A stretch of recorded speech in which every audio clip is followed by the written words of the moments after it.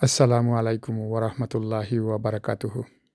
প্রিয় দর্শক শ্রোতা, কুরআন থেকে আজকে আমরা জানব নামাজ সম্পর্কে কিছু গুরুত্বপূর্ণ তথ্য। আল্লাহর নামে, যিনি অত্যন্ত মেহেরবান, অতি দয়ালু।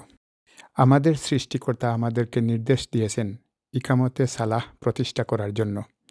তাই আমাদের জন্য সালাহ অথবা নামাজ প্রতিষ্ঠা করা বাধ্যতামূলক বা ফরজ। ইকামা শব্দের অর্থ স্থাপন করা, কায়েম করা বা প্রতিষ্ঠা করা।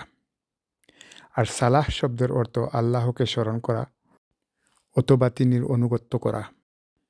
সালাহ অথবা নামাজ আদায় করার জন্য আল্লাহ কুরআনে সুস্পষ্ট করে মুমিনদের নির্দেশ দিয়েছেন সূরা বাকারার ১১০ নম্বর আয়াতে এবং ২৩৮ নম্বর আয়াতে, সূরা নিসার ১০৩ নম্বর আয়াতে, সূরা আল আনামের ৭২ নম্বর আয়াতে, সূরা হুদের ১১৪ নম্বর আয়াতে, সূরা ইব্রাহিমের ৩১ নম্বর আয়াতে, সূরা বনী ইসরাইলের ৭৮ নম্বর আয়াতে, সূরা তাহার ১৪ নম্বর এবং ১৩২ নম্বর আয়াতে, সূরা হজের ৪১ এবং ৭৮ নম্বর আয়াতে, সূরা নূরের ৫৬ নম্বর আয়াতে, সূরা আনকাবুত এর ৪৫ নম্বর আয়াতে, সূরা আর রুমের ৩১ নম্বর আয়াতে, সূরা মুজাদালার ১৩ নম্বর আয়াতে, সূরা আল জুমা ৯ নম্বর আয়াতে, সূরা আল মুজাম্মিলের ২০ নম্বর আয়াতে, সূরা কাউসারের ২ নম্বর আয়াতে,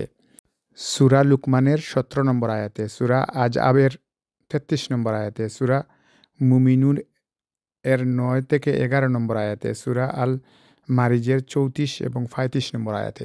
আল্লাহ বলেন, তোমরা সালাহ অথবা নামাজ আদায় করো দাঁড়িয়ে, বসে অথবা শুয়ে। সালাহ আদায় করো নির্ধারিত সুনির্দিষ্ট সময়ের মধ্যে। সালাহ মানুষকে অন্যায় কাজ থেকে বিরত রাখে অথবা সালাহ মানুষকে অশ্লীল কাজ থেকে বিরত রাখে।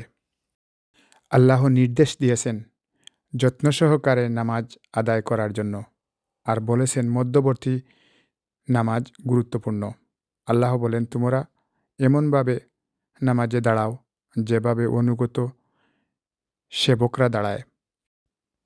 জুমার নামাজের ব্যাপারে আল্লাহ বলেন, ঘোষণা অর্থাৎ আজান শোনার সাথে সাথে আল্লাহর স্মরণে দৌড়ে যাও, বেচাকেনা পরিত্যাগ করো, এটা তোমাদের জন্য উত্তম। যারা যত্ন সহকারে সালাহ আদায় করবে তারা জান্নাতুল ফেরদাউসে প্রবেশ করবে, সেখানে তারা চিরকাল থাকবে।